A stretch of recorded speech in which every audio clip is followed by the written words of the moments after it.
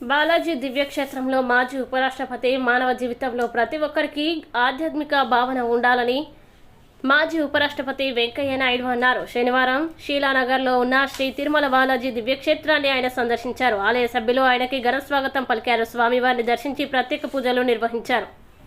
అర్చక స్వాములు వేద మంత్రాలతో వేద ఆశీర్వచనం చేశారు. అనంతరం స్వామివారి ప్రసాదాన్ని స్వీకరించారు. శీలానగర్లో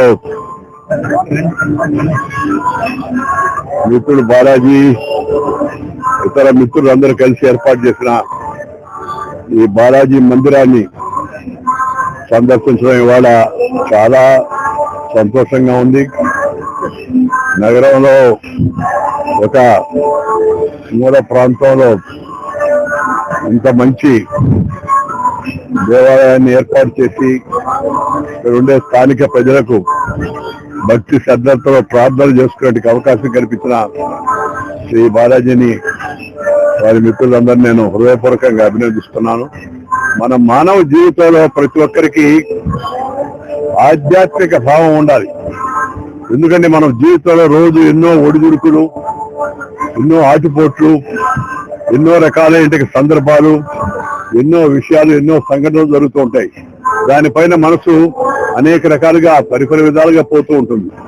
అలాంటి మనసును ఒక చేట చేర్చి ఏకాగ్రతతో మంచి ఆలోచనలు, సద్బుద్ధి, సదాశయం, సత్ప్రవర్తన అందరికీ అలవాటు కావాలంటే దానికి దైవభక్తి, భక్తికి సంబంధించిన భజన, వేద పూజలు ఇలాంటివి చాలా అవసరం. ఎందుకంటే అందరూ అలా మనసుని అదుపులో ఉంచుకొని అతీతంగా ఆలోచించలేరు సామాన్య మానవులు. అందుకని మన పెద్దలు అనేక చోట్ల ఈ దేవాలయాల యొక్క వ్యవస్థ ఏర్పాటు చేశారు.